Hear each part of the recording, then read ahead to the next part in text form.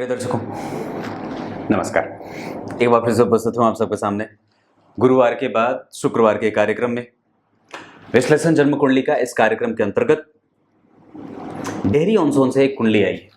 1981 इनका date of birth है। शुरू करते हैं आज का कार्यक्रम।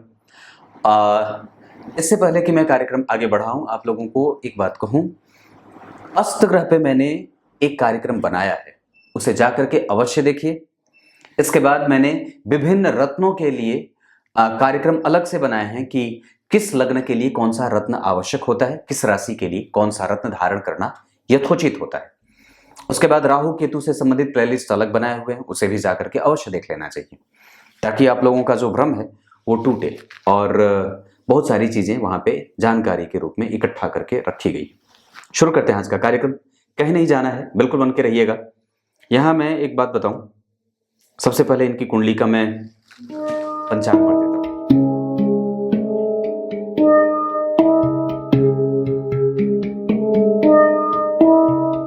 विक्रम संवत 2037, शक संवत 1903। जिस संवत्सर में इनका जन्म हुआ है उस संवत्सर का नाम भाव संवत्सर है। और इस संवत्सर में जो लोग जन्मे होते हैं वो धन धान्य से युक्त होते हैं। पूर्वजों का आशीर्वाद उनके पास होता है। और एक नंबर पे और भी बात कहें तो कई बार इनको अपने पिता से थोड़े से दूरी में जाने की स्थिति देखी जाती है। पिता से कई बार दूर रहना पड़ता है। साथ ही साथ दक्षिणायन में चंद्रमा बलवान हो जाएंगे। कृष्ण पक्ष के प्रतिपदा के चंद्रमा शुभग्रह होते हैं। इस अवस्था में चंद्रमा बलवान होंगे और साथ ही साथ दक्षिणायन में जन्मे होने से कई बार व्यक्ति जीवन के कई मोड़ पे अकेलेपन का शिकार हो जाता है, या कई बार उसके साथ कुचक्र रचे जाते हैं। ऐसा होता है। दक्षिणायन में जन्मे होने से आत्मबल कमजोर हो और पाप ग्रहों का प्रभाव बढ़ जाता है, शुभ ग्रहों का प्रभाव थोड़ा कमजोर हो जाता है। भाद्रपद माह में जन्मे होने से थुलथुले बदन का होता है, सुंदर होता है और बुद्ध के सरीखा होता है, राजकुमार होता है और कई लोगों के प्रभाव में जीवन गुजर बसर करने वाला होता है। आप यूं समझ लीजिए कि एक ऐसा व्यक्ति जो कुल का दीपक हो, ऐसा संभव होता है। उत्तरा भाद्रपद नक्षत्र ये बहुत अच्छा। ये शनि का नक्षत्र गंड योग में जन्मे होने से स्वास्थ्य बचपन में कमजोर रहे और इसके कारण कई बार जो होता है कि जैसे आप इनको ऐसे समझ सकते हैं कि माताएं जो होती हैं, जो ऐसे जातक के जो गंड योग में जन्मे हैं, उनकी जो माताएं होती हैं बड़ी ही साफ होती हैं। मतलब साफ सफाई पसंद, बहुत ही ज्यादा व्यवस्थित और बहुत नियम कानून को जानने वाली, पालित करने वाली, ऐसा होता है। ऐसा है। यहाँ ब्राह्मण वर्ण और मनुष्य गण के होने के कारण व्यक्ति शुद्ध है, मनस्वी है, ज्ञानी है, संपन्न है, धन धान्य से युक्त है। उसको कभी किसी के सामने हाथ पसारने की आवश्यकता नहीं पड़ेगी और बड़ी बड़ी कंपनियों का मालिक होता है, या मालिक सरीखा होता है, या बड़ी बड़ी कंपनियों में काम करने वाला होता है। अब मैं आपको इनकी कुंडली में कुछ अलग तरीके से विश्लेषण करते हुए आपको मैं यहाँ पे लग्न को लेके आता हूं। लग्न जो है वो 9 डिग्री का बना और चंद्रमा बने उत्तरा भाद्रपद शनि के नक्षत्र में, और वो शनि देखिए इनको देख रहे हैं। लग्न पे शनि के प्रभाव हो, या फिर अगर जन्म कुंडली में अगर यह मंगल यहां ना बैठ करके, मान लीजिए मंगल यहां बैठे होते, या मंगल यहां बैठे होते, या मंगल यहां बैठे होते, मतलब या तो 6वें में या 7वें में, या तो फिर यहां। अगर लग्न पे चंद्रमा का असर है, जिस नक्षत्र में बैठे हैं चंद्रमा, अगर उस पर या तो शनि की दृष्टि पड़ जाती, जैसे कि पड़ रही है, या फिर मंगल की दृष्टि हो जाए, गुरु की दृष्टि है और बुध की दृष्टि है, और लग्न पे शुक्र की दृष्टि नहीं है, मतलब गुरु बुध और शनि की दृष्टि पड़े और लग्न अगर उत्तरा भाद्रपद के शनि नक्षत्र का, शनि के नक्षत्र का बने, तो व्यक्ति बड़ी कंपनी में ऊंचे पद का मालिक होता है। उसके अंडर में कई लोग काम करते हैं और सीधा वो पदस्थ अधिकारी को रिपोर्ट करता है और तकनीकी क्षेत्र का जानकार होता है। इंजीनियरिंग या ऐसा कुछ तकनीक से व्यक्ति जुड़ करके काम करता है। ये पहली बात। दूसरे नंबर पे जब ये बात सही है, अगर ये बात सही है, क्योंकि मैं नहीं जानता कि ये व्यक्ति किस क्षेत्र में काम करता है, मैं बस इतना जानता हूं कि ये व्यक्ति जहां भी रहेगा पदस्थ अधिकारी के रूप में ही, पद पे ही काम करेगा। उसको छोटे मोटे पद से कभी भी कोई लेन देन ना रहे। हो सकता है कि उसको अपनी कंपनी को प्रमोट करने की जिम्मेदारी दी जाए, या हो सकता है कि उसको अपनी कंपनी को रिप्रेजेंट करने की जिम्मेदारी दी जाए। ये पहली बात है। दूसरे नंबर पे गुरु और शनि जब एक साथ आएंगे, ध्यान से समझिएगा, बहुत जिम्मेदारी वाली बात है ये। गुरु और शनि जब एक साथ आ जाएंगे, हस्त नक्षत्र में बैठेंगे, तो व्यक्ति मार्केटिंग का काम संभाल सकता है। या दूसरे नंबर पे हस्त नक्षत्र के गुरु और शनि भी हस्त नक्षत्र के, जिसके अधिपति चंद्रमा, इस कुंडली के लिए अब एक बड़ी अच्छी बात बताऊं, एक बड़ी अच्छी बात बताता हूं, जरा रुक करके जाइएगा। आज ये तीसरी बार है जब मैं मीन लग्न की कुंडली देख रहा हूं, लगातार इधर मीन लग्न की कुंडलियां ही आ रही हैं, पर मीन लग्न की कुंडली के लिए मेरे रोंगटे खड़े हो रहे हैं। क्या करूं, मैं मन लगा करके काम करना चाहता हूं, और सच में मन लगा करके करना चाहता हूं, मैं झूठ नहीं बोलता, बताता हूं। मीन लग्न की कुंडली में एकमात्र ऐसा ग्रह, एक ही मात्र ऐसा ग्रह होता है जो खाली अच्छा होता है, बाकी के कोई भी ग्रह अच्छे नहीं होते। हाँ, कैसे? सिवाय चंद्रमा के यहां कोई भी ग्रह अच्छा काम नहीं करता है। इसी वजह से मैंने जो कविता पढ़ी थी, एक ऐसा कार्यक्रम जो YouTube पे पहली बार है, या जो सभी लग्नों को परिभाषित करता है ऐसा, उसमें अंतिम लाइन मैंने पढ़ी थी कि मीन लग्न के नर होत सदा दुखी, मीन लग्न के नर होत सदा दुखी। ऐसा क्यों पढ़ा था, या फिर कवि ने ऐसा क्यों लिखा था? क्योंकि गौर करिए, शुरू करते हैं यहां से। लग्न के अधिपति होने के साथ साथ दशम के भी अधिपति होते हैं, और ये इस कुंडली में केंद्र, दो केंद्रों के अधिपति होने के कारण केंद्राधिपति दोष में चले जाते हैं। गुरु और शुक्र दोनों को केंद्राधिपति दोष लग जाता है, ऐसा क्योंकि ये सर्वाधिक शुभग्रह होते हैं और ये केंद्र में बैठे हैं। तो ये, और अगर यहां बैठे होते तो थोड़ी अच्छी बात होती, यहां लग्न में बैठे होते तो राजयोगों की भांति परिणाम कर देते, या वही मंगल के साथ अगर गुरु बैठ जाते तो ये मंगल यहां से अगर देख भी लेते इनको, अगर मान लीजिए मंगल यहां बैठे होते तो मंगल की दृष्टि भी गुरु के लिए लाभदायक हो जाती, पर मंगल की दृष्टि तीसरी होती नहीं है और मंगल लग्न को देख नहीं रहे। इस वजह से तो मैंने क्या बात कही कि मीन लग्न की कुंडली के लिए सबसे पहले तो लग्नेश दो केंद्रों के अधिपति होने से और शुभग्रह होने से केंद्राधिपति दोष से पीड़ित हो जाते हैं, ये पहली बात है। और यहां पे वो ज्यादा पीड़ित महसूस करेंगे क्योंकि वो दूसरे मतलब सातवें भाव में बैठे हैं। सप्तम भाव को केंद्राधिपति दोष का अधिक जो है वो दोष लगता है, क्योंकि ये मारक स्थान भी होता है, इस वजह से। तो यहां पे लग्नेश को डबल मतलब जो है वो तंज कसना पड़ता है या झेलना पड़ता है। एक केंद्राधिपति दोष और दूसरा सातवें भाव में बैठ गए। यहां बैठे होते तो थोड़े कम दोष से युक्त होते, यहां बैठे होते तो नहीं लगता, यहां बैठे होते तो नहीं लगता, लेकिन यहां बैठे इस वजह से ज्यादा लगेगा। क्लियर है? अब बात करते हैं दूसरे भाव पे। तो दूसरे भाव के अधिपति इस कुंडली के लिए अच्छे क्यों नहीं होते? जो कि वो लग्नेश के मित्र होते हैं मंगल, लेकिन गौर करिए तो दूसरे भाव के अधिपति होने के साथ साथ वो भाग्य भाव के अधिपति होते हैं, पर दूसरा भाव मारक होता है, इस वजह से कि कहीं ना कहीं भाग्य भाव के अधिपति होने के साथ साथ वो द्वितीय भाव के भी अधिपति हो जाते हैं। इस कारण से उनको भी थोड़े बहुत कमजोरी का एहसास दिखते या कराते देखा गया है। इस कारण से मंगल भी इस कुंडली में, हालांकि इस कुंडली के लिए मंगल की दशा खराब नहीं जाएगी, पर इस कुंडली में वो नीच के बैठे हैं, इस कारण से मंगल की दशा भी थोड़ी कमजोर जाती है। परंतु मैं एक बड़ी अच्छी बात बताऊं कि यहां मंगल 14 डिग्री के हैं, अवस्था ठीक है, गुरु 20 डिग्री के हैं, अवस्था ठीक है, नक्षत्र चंद्रमा का है, और चंद्रमा के ही राशि में मंगल नीच के होते हैं, जिनका नीच भंग अब गुरु कर रहा है, इस कारण से। और दूसरा सूत्र क्या है कि धन भाव के अधिपति और भाग्य भाव के अधिपति होकर के अगर त्रिकोण में बैठेंगे तो अपने नीचत्व के प्रभाव से मुक्त होकर के जातक की कुंडली में वो पदस्थ अधिकारी बनाने वाले बन जाएंगे। इस कारण से मंगल की दशा थोड़ी बहुत दाम्पत्य के जीवन को कमजोर करने वाली हो सकती है। पत्नी के वशीभूत व्यक्ति को रहना पड़ता है, या कई बार पत्नी की बात माननी पड़ती है, क्योंकि यहाँ पे राहु भी हैं। अगर ऐसा नहीं होगा तो कई बार आपको उनका दंश झेलना पड़ेगा। ये एक प्रभाव मैं यहां देख रहा हूं। तीसरे नंबर पे पराक्रम भाव के अधिपति होने के साथ साथ शुक्र इस कुंडली के अष्टम भाव के भी अधिपति होते हैं, इस वजह से शुक्र यहाँ पे बहुत अच्छे नहीं होते। अब मीन लग्न की कुंडली इस वजह से ही थोड़ी सी कमजोर मानी जाएगी। मकर लग्न वाले भी इसी वजह से थोड़े से कमजोर हो जाते हैं, क्योंकि वहां पे गुरु सर्वाधिक शुभग्रह अच्छे नहीं होते। और यहाँ पे मीन लग्न की कुंडली के लिए शुक्र, जो कि दूसरे सर्वाधिक सबसे शुभग्रह होते हैं, वो अष्टमेश हो जाते हैं। हालांकि इस जातक की कुंडली के लिए, जिनकी ये कुंडली है, उसके लिए ये भाव अच्छा बनेगा और व्यक्ति का रिसर्च वाला क्षेत्र बहुत बढ़िया रहेगा। मतलब व्यक्ति डीप थॉट करे, बहुत सूक्ष्म अन्वेषण करे, विचारों में बहुत ही सूक्ष्मता होती है, गूढ़ और रहस्यमयी बातों पे जानकारी इकट्ठा रखता है, उसकी पकड़ बड़ी मजबूत होती है, ऑथेंटिकेशन बहुत बढ़िया हो जाए, व्यक्ति जो सोच ले, जो विचार ले, जो कह दे वो करके रहे, अंदर ही अंदर उसका काम चलता रहता है, सामने वाले को भले पता चले ना चले, अंदर ही अंदर वो अपना काम करता रहता है, घाव की भांति अपने आप को खाली करता रहे, कमजोर करता रहे, मजबूत करता रहे, अपनी रणनीति बनाता रहे, पर सामने वाले को ये बात भनक तक नहीं लगती है।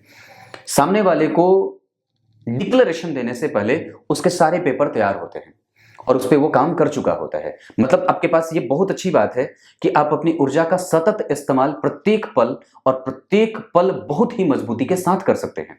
आपका एक्सप्लेनेशन अच्छा है, आपका डीप थॉट बेहतर है, ग्रेटर देन, लार्जर देन है, लाइफ है। उसके बाद आप बहुत अच्छे तरीके से पॉलिटिक्स या राजनीति, रणनीति बना सकते हैं। किस तरीके से किससे बात करनी है ये कला आपके पास बहुत अच्छी है।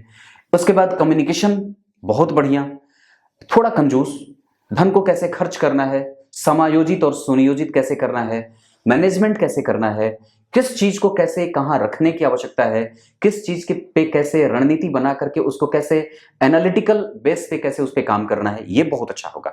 धर्म के लिए व्यक्ति काम करे, अधर्मी ना हो, विधर्मी ना हो, कुतर्क ना करे, तार्किक होता है, समझदार होता है, एक्सप्लेनेशन पावर बहुत अच्छी होती है और रिसर्च स्किल बहुत अच्छा होता है। ये सब आपके अच्छी बातों में से एक, बहुत सारी चीजें यहां पे ये शुक्र देंगे, परंतु फिर भी शुक्र की दशा इस कुंडली के लिए अच्छी जाएगी क्योंकि वो अष्टम भाव के अधिपति होकर के अष्टम भाव में बैठे हैं और उसके ठीक पीछे गुरु जैसा शुभ ग्रह बैठा है। यानी कि तीसरे भाव का परिणाम जगह जगह घूमना, कई देशों में यात्राएं करना, कई देशों की कंपनियों के साथ काम करना, मल्टीनेशनल कंपनी से जुड़ करके काम करना, विदेशों की कंपनी से जुड़ करके काम करके अपना धन इकट्ठा करना, यात्रा में हमेशा रहना, ये सब शुक्र कराते रहेंगे। और शुक्र की दशा इस कुंडली के लिए सबसे ज्यादा लाभदायक दशाओं में से एक रहेगी। मैं ये बात अभी बोल देता हूं, बोल दिया। आगे बढ़ते हैं। तो शुक्र इस वजह से अच्छे नहीं होते, ये भी मैंने बताया कि क्यों, क्योंकि वो तीसरे और आठवें भाव के अधिपति होंगे। लेकिन इस कुंडली के लिए वो सबसे ज्यादा अच्छे ग्रह के रूप में जाने जाएंगे क्योंकि ये स्वग्रही हैं और राहु के नक्षत्र में बैठे हैं, 8 डिग्री के हैं। जिस राशि में बैठे हैं उस राशि के अधिपति वो स्वयं होते हैं और शुभग्रह होकर के, शुभग्रह की राशि में स्वग्रही होकर के व्यक्ति की कुंडली में बहुत ही अच्छे तरीके से धार्मिक और प्रणेता बनाने का ये जिम्मेदारी व्यक्ति को दे देते हैं या व्यक्ति जिम्मा संभाल लेता है। चतुर्थ भाव के अधिपति होने के साथ साथ बुध क्यों नहीं अच्छे होते, तो चतुर्थ भाव के अधिपति होने के साथ साथ बुध सप्तम के भी अधिपति होते हैं। इस कारण से वो मारक ग्रह के रूप में भी उपस्थित हो जाते हैं और ये केंद्र में जितनी भी राशियां बनी हैं, ध्यान से समझिएगा, मैं बहुत ही आराम से ये बात बताना चाहता हूं कि केंद्र में जितनी भी राशियां बनी हैं ये सारी की सारी राशियां द्विस्वाभाविक राशियां होती हैं और द्विस्वाभाविक राशि के लिए सप्तम भाव बाधक ग्रह के रूप में उपस्थित होता है और यहां पे बुध कहीं ना कहीं मारक ग्रह के रूप में या बाधक ग्रह के रूप में उपस्थित होकर के क्या मारेंगे, सबसे पहले व्यक्ति के डेली बेसिस के इनकम को। इसका मतलब है कि जब कभी भी व्यक्ति मारक ग्रह की दशा से गुजरे, यानी कि बुध की दशा में या मंगल की दशा में या शनि की दशा में या कई बार तो यहाँ पे मैंने कहा बुध की सूर्य की दशा में, हालांकि सूर्य पे आगे चर्चा करूंगा। तो फिलहाल बुध, मंगल और शनि, इस कुंडली के लिए शनि सर्वाधिक खराब ग्रह के रूप में जाने जाते हैं। तो ये बात बुध के लिए बन गई कि ये क्यों अच्छे नहीं होते, क्योंकि ये मारक ग्रह के अधिपति होते हैं, बैठे भी वही हैं। ये बुध की बात। चंद्रमा एकमात्र अच्छे ग्रह होते हैं मीन लग्न की कुंडली में जिनकी दशा जातक के लिए हमेशा ही शांति प्रदायक, सुखदायक, संततियों की प्राप्ति कराने में। मंगल वहां नीच के होते हैं, इस वजह से स्त्री कारक राशि है, मंगल स्त्री कारक राशि में बैठे हैं, राहु वहां बैठे हैं, गुरु बुध जैसे ग्रह के साथ बैठे हैं, इस वजह से, और जन्म कुंडली में सूर्य जो है वो छठवें भाव में बैठे हैं, इस वजह से जातक स्त्री संतति का मालिक होता है। क्योंकि सूर्य और मंगल ये दोनों व्यक्ति को, और गुरु भी वस्तुतः पुरुष संतति के मालिक बनाते हैं।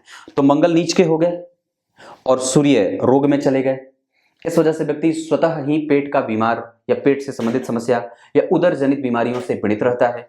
और गुरु जो है वो कन्या राशि में बैठे हैं जो स्त्री जाति का या स्त्री संतति का मालिक बनाते हैं।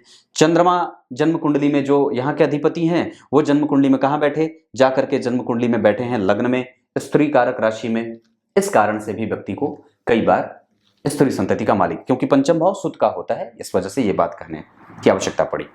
इस कुंडली में चंद्रमा की दशा हमेशा अच्छी जाती है और चंद्रमा एकमात्र अच्छे ग्रह हैं जो अच्छे से जातक को नरिश करते रहते हैं और व्यक्ति के माता के स्नेह को थोड़ा कम कर देते हैं, डाइल्यूट कर देते हैं। माता के घर से व्यक्ति दूर होता है, पैतृक संपत्ति से कई बार प्रचने आने की स्थिति बनती है।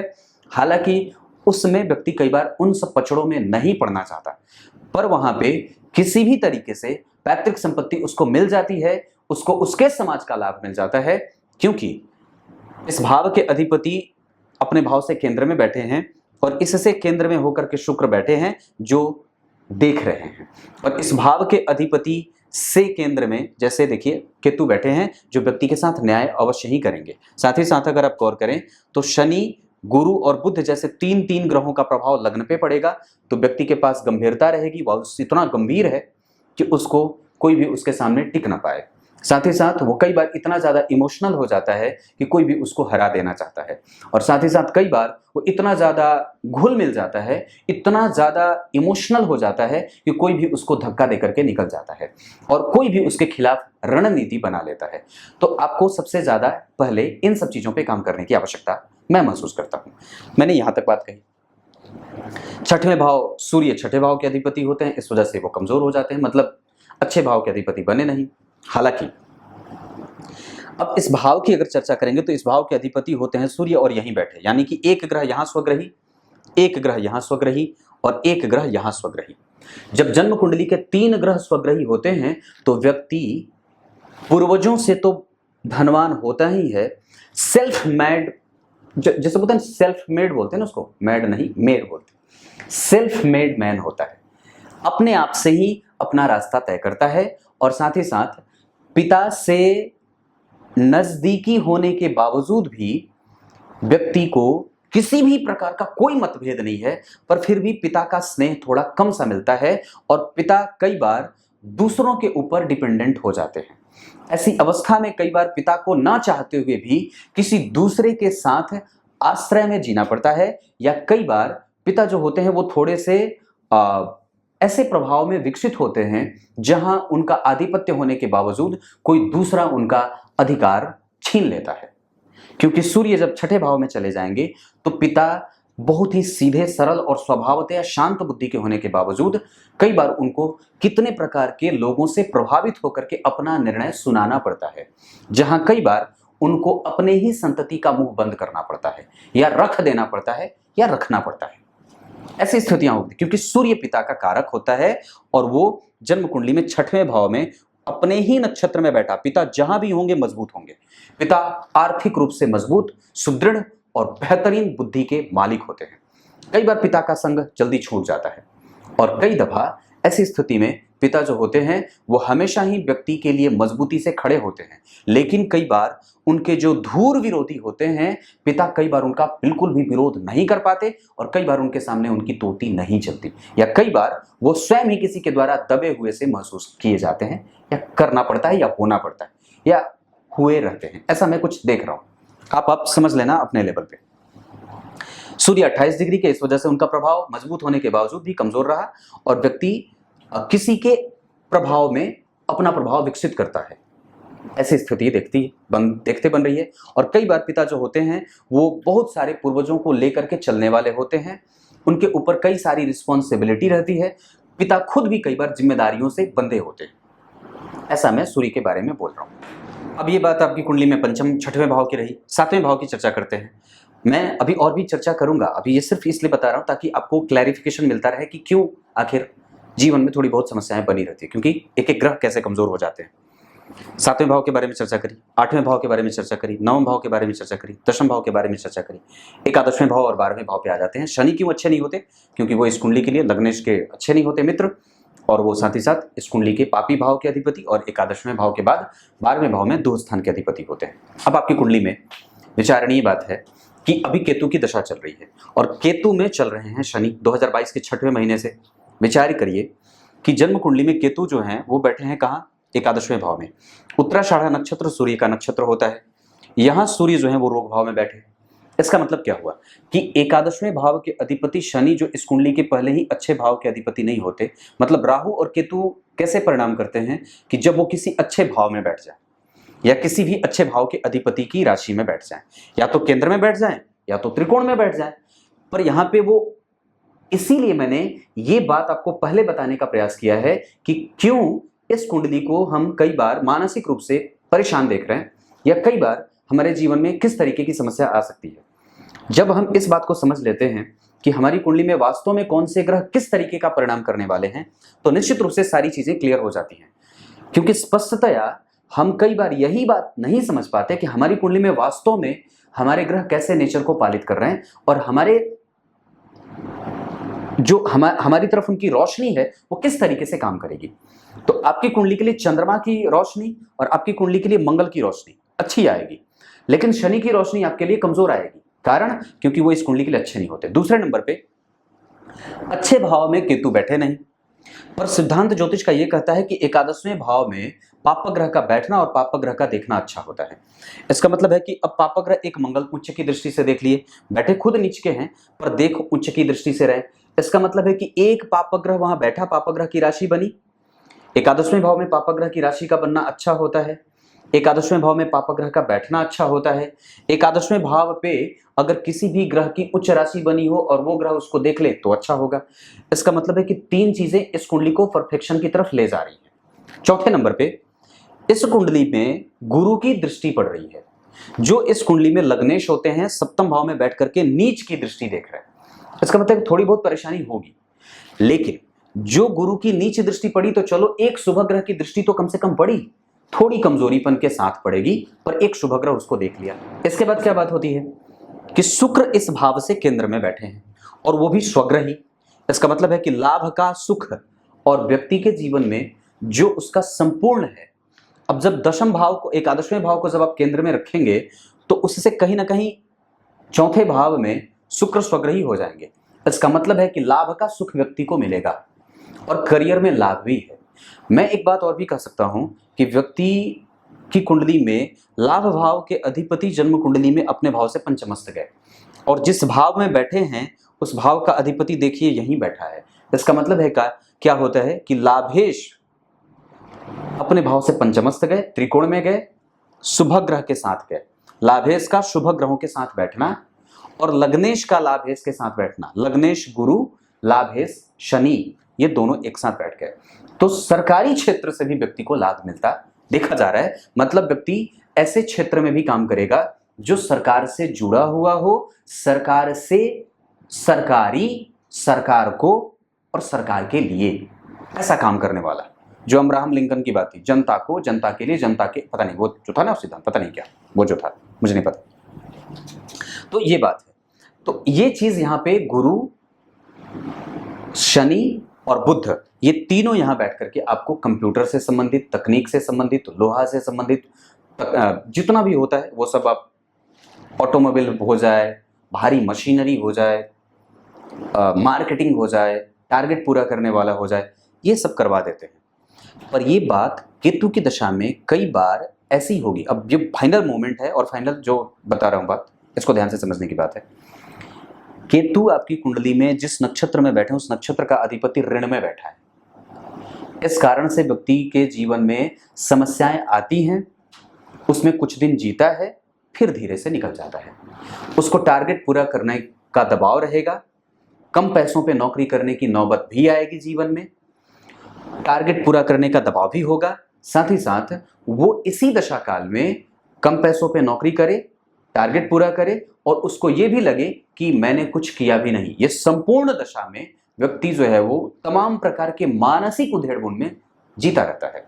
और दूसरे नंबर पे उसके दंश और उसके प्रभावों को ऐसा हो जाता है कि कई बार वो बिल्कुल ही निहत्था, अकेला और बिल्कुल ही निराशा के एक भंवर में डूब जाता है। ऐसा इसलिए क्योंकि केतु आपको दर्द देते हैं जो किसी को दिखता ही नहीं है। गौर करिए, घाव की आकृति दिख जाती है पर घाव का आकार दिखता है, लेकिन उसमें बसा हुआ दर्द नहीं दिखता। ये केतु ऐसा ही मानसिक जो है वो ऐसे ही मानसिक परेशानी से व्यक्ति को जुझा करके रखते हैं। पर एक बात कि उस भाव पे गुरु की दृष्टि और उस भाव के अधिपति गुरु के साथ और बुध के साथ बैठे होने के कारण व्यक्ति कम से कम इन तमाम प्रकार की उलझनों से अपने आप को मुक्त करता हुआ आगे बढ़ जाता है और बेहतरी की तरफ बढ़ जाता है। साथ ही साथ अभी केतु में शनि आए हैं, जो इस कुंडली को 2023 के 7वें महीने तक अभी थोड़ी बहुत परेशानी में रख सकते हैं। हालांकि जिस स्थिति से शनि को मैं देख रहा हूं, जैसे नवांश कुंडली में वो पंचम भाव के अधिपति होकर के नवम में बैठे, यहाँ पे वो एकादशवें और 12वें भाव के अधिपति होकर के सप्तम भाव में बैठे, रोजगार चलता रहे। साथ ही साथ उस शनि को गुरु का प्रभाव मिलेगा। नवमांश के बाद दशमांश कुंडली में वो उच्च के हो जा रहे, मतलब कर्म क्षेत्र पे व्यक्ति को कोई परेशानी नहीं होगी। 100% गारंटी देता हूं, करियर को लेकर के कभी भी कोई दिक्कत नहीं होगी। थोड़े बहुत परेशानी जीवन के अंग होंगे और वो दशमांश कुंडली में मैं कल क्लियर करूंगा। इसके बाद अल्टीमेटली अगर मैं बताऊं तो इस कुंडली के लिए ये शनि जो है वो संतान के लिए थोड़ी सी दूरी पैदा करेंगे, स्वास्थ्य थोड़ा बहुत परेशान हो सकता है, बल इनके पास रहेगा, व्यक्ति की गंभीरता बरकरार रहेगी, भाग्य का बल मिलता रहेगा, सुख मिलता रहेगा, भवन भूमि वाहन आदि का सुख भी अगर प्राप्त करना चाहें तो भी कर सकते हैं। कुछ नई डिग्री या कुछ नया काम अगर इन सब चीजों में इन्वॉल्वमेंट रखना चाहते हैं तो भी रख सकते हैं। इसके अतिरिक्त आपकी कुंडली में ये सुखपूर्वक आपके जीवन को ये दशा भी, अब इसके परिणाम को बता दूं तो 100% में ये दशा आरंभ में आपको थोड़ा बहुत तकलीफ दिखा दे, थोड़ी बहुत समस्या दिखा दे, पर बाद में जैसे जैसे आप आगे बढ़ते जाएंगे ये आपको अंतिम में स्वतः ही सुखद परिणाम देकर के निकल जाएगी। क्योंकि होरा कुंडली में ये शनि सूर्य के होरा में बैठे हैं, जहां व्यक्ति को धन धान्य से परिपूरित करते हुए वो यूं निकल जाते हैं। मेहनत बाकी रहेगी, वो चलता रहेगा। मेहनत तो इंसान का परम कर्तव्य है। और चूंकि यहाँ पे वो सिंह राशि के बैठे हैं, मतलब सिंह राशि के होरा में यानी कि सूर्य के होरा में, इसका मतलब होता है कि व्यक्ति मेहनत करे। और यही जो दशा है ये कई तरीके से व्यक्ति को मानसिक चिंता देने के बाद माइलस्टोन भी साबित होगी। और यहाँ जो ये दशा में व्यक्ति को जो चीज मिले वो जीवन भर याद रहे। जो अनुभव इस केतु में शनि में मिलेंगे अगले 1 वर्ष में, वो व्यक्ति को हमेशा और जीवन भर याद रखते हैं। अब आपकी कुंडली में मैं यहाँ पे एक एक ग्रहों के बारे में चर्चा कर देता हूँ। सूर्य मीन लग्न की कुंडली में 6वें भाव के अधिपति होते हैं। आप बोर्ड पे ध्यान दीजिएगा और मुझे देखते मत रहिएगा, आप चुपचाप बोर्ड को देखते जाइए, मैं चुपचाप बोलता जा रहा हूँ। इनकी कुंडली के लिए सूर्य जो होते हैं वो 6वें भाव के अधिपति होते हैं। 6ठे भाव के अधिपति होकर के डिग्री में बैठे हैं, 28 डिग्री के मृतप्राय हो जाएंगे। और अशुभ भाव के अधिपति होने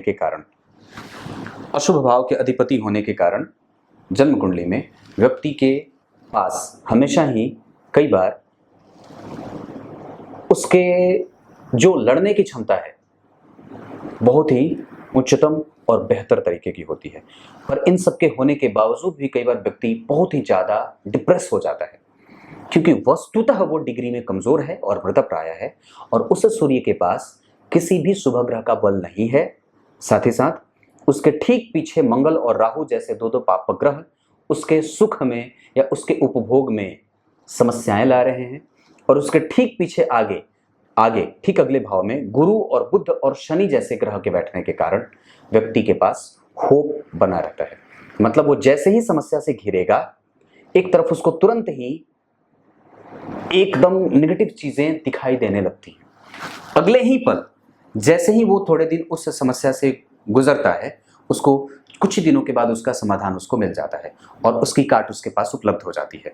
मतलब हमें इस बात से यह सूर्य हमें ये बता रहे हैं कि कभी भी किसी भी स्थिति से निपटने के लिए हमें थोड़ा पेशेंस अपने अंदर पेशेंस लेवल को बढ़ाने की आवश्यकता है, जिसमें सूर्य को निरंतर अर्घ और अगर हो सके तो उनके मंत्र का जप, या अगर हो सके तो जो महादशा का अधिपति है उसके मंत्रों का जप या गणेश जी की आराधना, यह सब करके उनको बल दिया जा सकता है। ये पहली बात है। चंद्रमा भी आपकी कुंडली में जो बैठे हैं वैसे वो 3 डिग्री के हैं, मृतप्राय वो भी होंगे। हालांकि आपकी कुंडली में वो शुभदायी होते हैं। लग्न में चंद्रमा का बैठना और गुरु को देखना, गुरु और चंद्रमा का शुभ योग में जाना, केंद्र और त्रिकोण का संबंध अगर गुरु और चंद्रमा का बन जाता है तो इसे बहुत अच्छा माना जाता है। और जैसे कि आपकी कुंडली में ये बन भी रहा है, लग्न में चंद्रमा व्यक्ति को शुद्ध, शांत, मनस्वी और शांति प्रिय, झगड़ालू नहीं, कभी भी किसी से झगड़ा ना करे और बहुत ही स्पष्ट होता है।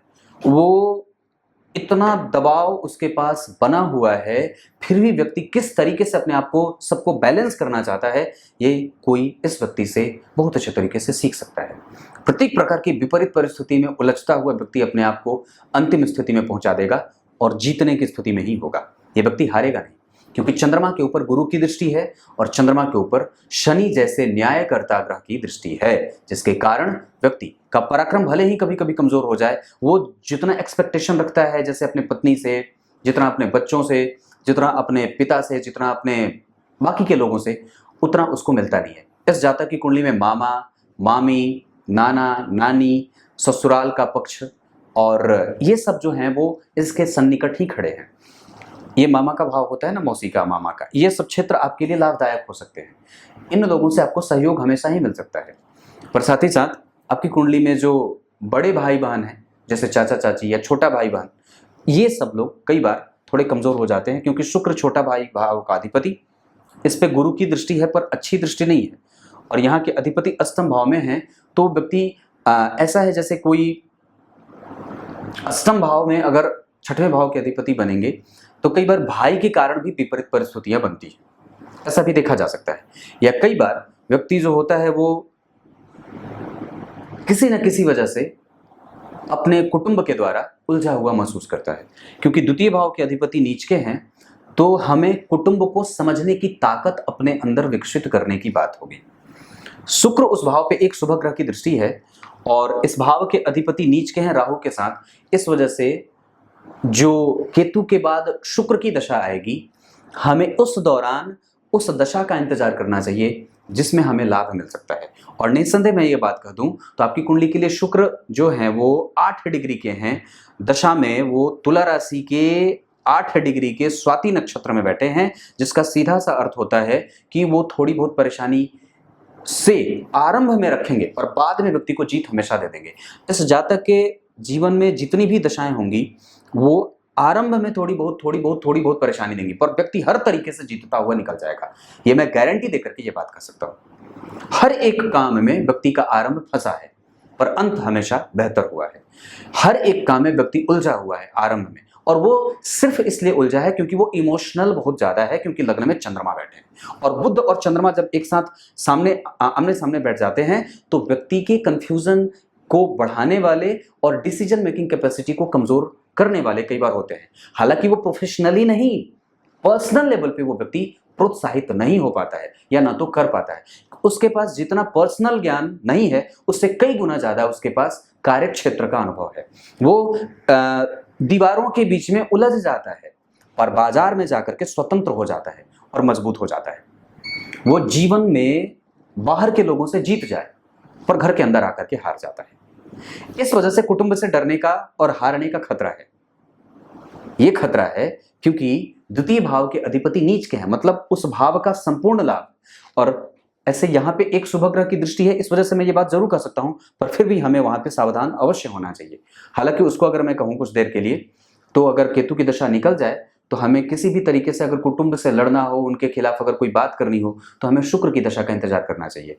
ये बात मैं कहता हूँ। विपरीत स्थितियां भाई के कारण बन सकती हैं, हालांकि वो आपका है, आप उसको अगर टाइम दें तो निसंदेह वो कुछ आपके पक्ष में आ सकता है। ऐसी भी चीजें मैं देख रहा हूँ।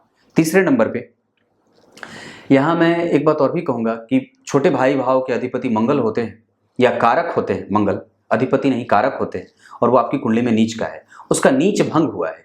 लेकिन गौर करिए तो जो ग्रह आपकी कुंडली में नीच भंग कर रहा है वो खुद ही इस कुंडली के लिए दोष से युक्त है, मतलब हमें उस पर मेहनत करनी होगी और उसको कई तरीके से लपेटे में लेना होगा, तब जाकर के वो हो सकता है कि आपके विरुद्ध ना खड़ा हो। ये बात भी मैं स्पष्ट कर देता हूं। अब आपकी कुंडली में मैंने इतनी बात कही, तो सूर्य और चंद्रमा के बारे में बात करी। इन दोनों को बल देने की आवश्यकता है, क्योंकि किसी भी कुंडली में, मैं जहां तक समझता हूं, अगर कोई भी कुंडली चाहे कितनी ही मजबूत क्यों ना हो, चाहे वो कितने ही प्लेसमेंट उसके अच्छे क्यों ना हो, जैसे कि इस कुंडली में प्लेसमेंट कमजोर नहीं है, शुक्र स्वग्रही, सूर्य स्वग्रही, बुध और गुरु बढ़िया बैठे, लग्न में चंद्रमा का बैठा होना, गुरु और चंद्रमा का केंद्र में होना, और उसके बाद चंद्रमा और शनि का एक दूसरे को देखना, चंद्रमा और शनि का एक दूसरे को देखना, एकादशवें भाव के अधिपति और पंचम भाव के अधिपति का एक दूसरे को देखना, इससे विशेष प्रकार से कई प्रकार से योगा योगों का निर्माण हो जाता है। भाग्य भाव के अधिपति का जन्म कुंडली में नवम भाव में और पंचम भाव में बैठना, इसे महाभाग्यशाली योग कहा जा सकता है। चंद्रमा और मंगल का एक दूसरे के साथ त्रिकोण में जाना, ये व्यक्ति को धनाढ्य वर्ग से शामिल कर देता है और व्यक्ति के पास कभी भी पैसे की समस्या नहीं होती। वो सिर्फ बरकरार रखना चाहता है, ध्यान से समझने की बात है, वो सिर्फ अपने आप को बरकरार रखना चाहता है। इस वजह से कभी भी वो इस चीज से डरता है कि मेरी जो स्थिति है वो कभी भी डाउनफॉल हो ना जाए, मैं जहां पे हूं वो पद मुझसे ना छीने, मेरे जितने बैंक बैलेंस है वो उसमें से खस के नहीं। इस बात को ही मेंटेन करने में वो कई बार उलझनों से मुक्त नहीं हो पाता, उलझनों में घिरा रहता है। जैसे ही वो इस विकार से या ऐसे विचारों से मुक्त हो जाता है, उसके पास अगर विचार करे तो उसके पास कोई भी किसी भी प्रकार की कोई समस्या नहीं है और वस्तुतः वो जीवित हो रहा है केतु की दशा में। इस वजह से कई बार मानसिक चिंता कभी खत्म होती नहीं है या ना खत्म होने का नाम लेती है। मंगल आपकी कुंडली में जिस स्थिति में बैठे हैं उसके आधार पर डिग्री में वो बैठे हैं 14 डिग्री के, अवस्था युवा की है, मतलब वो धन भाव के अधिपति होने के साथ साथ इस कुंडली में बनते हैं भाग्य भाव के अधिपति। ये दोनों भावों के परिणाम अच्छे करेंगे, मतलब भाग्य का भी परिणाम अच्छा रहेगा, धन का भी परिणाम अच्छा रहेगा, पैतृक संपत्ति का सुख भी मिलेगा, आपकी संपत्ति कोई छीन नहीं सकता है। योग कैसे बनेंगे इसको समझते हैं। जन्म कुंडली में 6वें भाव के अधिपति सूर्य स्वग्रही और 9वें भाव के अधिपति पंचम भाव में, ये बिल्कुल ही सन्निकट बैठे हैं। और जन्म कुंडली के 4th भाव के अधिपति और जन्म कुंडली के 6वें भाव के अधिपति, ये दोनों एक दूसरे से सन्निकट बैठे हैं।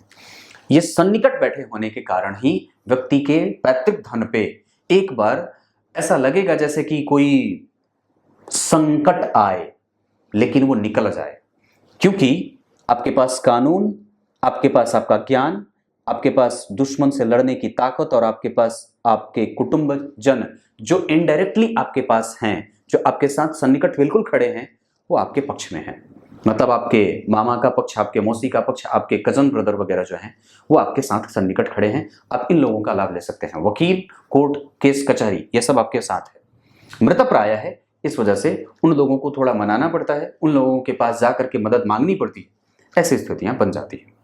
हालांकि उन लोगों से आपको सहयोग मिल सकता है। ये बात इतनी सी है। मंगल की बात मैंने करी, मंगल की दृष्टि यहां पड़ेगी शुक्र पे, इस वजह से व्यक्ति कई लोगों के द्वारा पसंद किया जाता है। और शुक्र जो होता है वो दाम्पत्य का कारक होता है, पत्नी का कारक होता है। अष्टम में बैठा है, उस पर मंगल की दृष्टि है, उसके ठीक पीछे शनि और गुरु बैठे हैं, तो कई बार हमें मंगल की दृष्टि का दंश भी झेलना पड़ता है, ये बात भी होती है।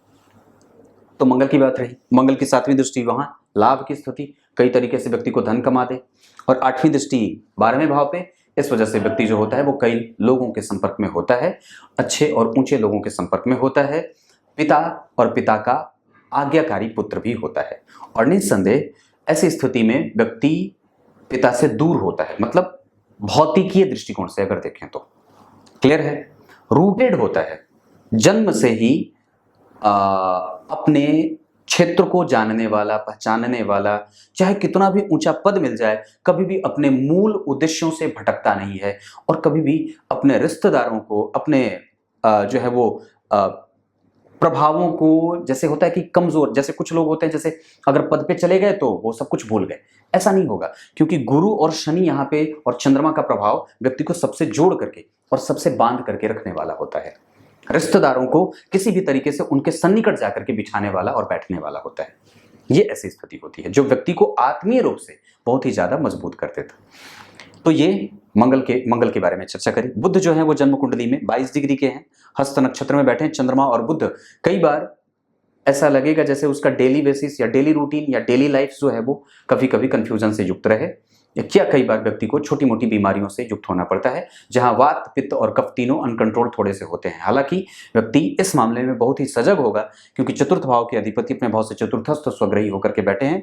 चंद्रमा जन्म कुंडली में शनि के नक्षत्र में, शनि उनको देख रहे हैं। ऐसी अवस्था में व्यक्ति अनुशासित होकर के अपने समस्या और अपने स्वास्थ्य से संबंधित समस्या का किसी भी तरीके से निराकरण निकाल देता है और उसमें उसको बहुत ही ज्यादा जाना नहीं पड़ता है। दूसरे नंबर पे कहूंगा 4th भाव के अधिपति गुरु और शनि जैसे दो एक तरीके से अच्छे और थोड़े बुरे, मतलब व्यक्ति का जो संबंध है वो अच्छे और बुरे दोनों ही प्रकार के लोगों से है। चुनना उसको है, उसको किसका लाभ लेना है, क्योंकि गुरु हैं तो अच्छे हो गए और शनि हैं तो थोड़े कमजोर हो गए। इसका मतलब है कि उसके पास दोनों ही तरह के व्यक्ति का लाभ है। जिसको उठाना चाहते हैं उसको उठा सकते हैं। गुरु बुध के बारे में मैंने चर्चा करी, वो आपको 50% का परिणाम देंगे। गुरु भी आपकी कुंडली में जिस डिग्री पे बैठे हैं 20 डिग्री के, वो 50% का वो भी परिणाम देंगे। हस्त नक्षत्र में शनि, हस्त नक्षत्र में गुरु और हस्त नक्षत्र में बुध, ये तीनों ही बैठ करके व्यक्ति को बलशाली बनाएंगे।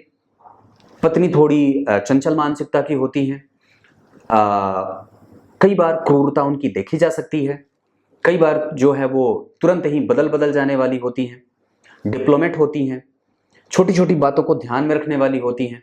और ठीक इसी ही तरीके की ऐसे ही प्रवृत्ति को छोटी बच्ची या फिर दूसरी संतति भी ऐसे ही प्रवृत्ति को धारण करने वाली हो जाती है। इसके अतिरिक्त मैं एक बात और कहूं तो यहाँ पे शनि और गुरु का एक साथ बैठना व्यक्ति को सरकार से, व्यक्ति को पदस्थ अधिकारियों से और व्यक्ति के प्रभाव में बड़े ही लोगों का, गुरुजनों का, व्यापारियों का, बड़े लोगों का, जो उससे पद में अच्छे हैं, उनका लाभ हमेशा मिलता जाता है।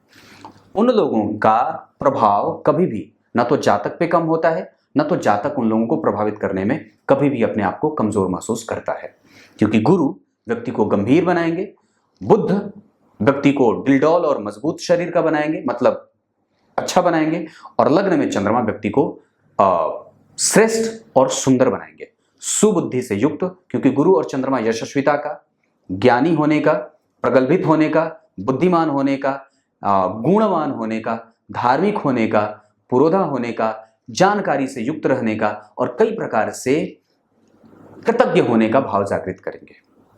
क्लियर है? गुरु की 5वीं दृष्टि के बारे में मैंने चर्चा करी थी। 7वीं दृष्टि के बारे में, ये लग्न को गंभीर बनाएंगे, व्यक्ति को भी गंभीर बनाएंगे और व्यक्ति को यशस्विता का गुण भी रखेंगे। गुरु की 7वीं दृष्टि यहाँ पे 7वीं के बाद 9वीं दृष्टि व्यक्ति को बहुत ही ज्यादा सॉफ्ट स्किल का बना देते हैं। अगर क्रोध आ जाए तो फिर वो किसी का नहीं है, और अगर नहीं है तो बिल्कुल शांत है, ऐसा बना देते हैं। शुक्र आपकी कुंडली के लिए 50% का वो भी परिणाम करेंगे, और निश्चित रूप से वो सबसे ज्यादा अच्छे ग्रह के रूप में चंद्रमा के बाद विकसित होंगे, मंगल के बाद विकसित होंगे। पहले नंबर पे सबसे अच्छा चंद्रमा, दूसरे नंबर पे मंगल, तीसरे नंबर पे शुक्र। दशा के लिए शुक्र की दशा सबसे ज्यादा अच्छी जाएगी, चंद्रमा की दशा दूसरे नंबर पे अच्छी जाएगी और मंगल की दशा तीसरे नंबर पे अच्छी जाएगी, अगर बात करें तो भाव के आधार पे और प्लेसमेंट के आधार पे। शुक्र के बाद शनि आपकी कुंडली में 100% का परिणाम करेंगे। हालांकि कई बार इसी शनि के कारण दाम्पत्य में कमजोरी होती है, और कई बार यहाँ पे वैराग्य का भाव आता है, और कई बार बहुत ज्यादा पिस देता है, निचोड़ देता है। मतलब पूछो ही मत कि किस तरीके से अपने आप को प्रूफ करना पड़ता है बार बार कि हाँ मैं सही हूं, हाँ मुझे समझो, या फिर व्यक्ति को कोई समझने वाला होता ही नहीं है। ऐसी भी स्थितियां बनती हैं। ये शनि है, उनकी तीसरी दृष्टि आपकी कुंडली के भाग्य भाव पे जो कि ठीक नहीं है, 7वीं दृष्टि यहाँ पे जो कि ठीक नहीं है, और 10वीं दृष्टि यहाँ पे जो व्यक्ति को धन, धान्य, संपत्ति और भूमि, भवन, वाहन इन सबका सुख दिलवा देता है। आप अपने जीवन में इस चीज को घटित भी होते देख सकते हैं। भाग्य का लाभ थोड़ा कमजोर, थोड़े से यहाँ पे एक तरीके से ये कह सकते हैं कि अपने आप को प्रूफ करना पड़ता है, अपने व्यवहार को, अपने विचारों को, अपने काम में व्यक्ति को हर बार साबित करना पड़ता है कि मैं हूं। और 10वीं दृष्टि से मित्र की दृष्टि को देखेंगे तो व्यक्ति के जीवन में भूमि, भवन, वाहन, चल अचल संपत्ति का मालिक बना देंगे और उसको कोई छीन नहीं सकता है। दूसरे नंबर पे इस भाव पे शनि की दृष्टि पड़ेगी, और इस भाव के अधिपति शनि के साथ है, और इसके ठीक सामने या ठीक अगले भाव में मंगल बैठे हैं। इस वजह से माता इतनी प्रबल हैं कि वो किसी को भी हरा सकती हैं। तो ऐसी स्थिति में व्यक्ति को अपने माता का लाभ लेना चाहिए, ये बात भी दिखती है।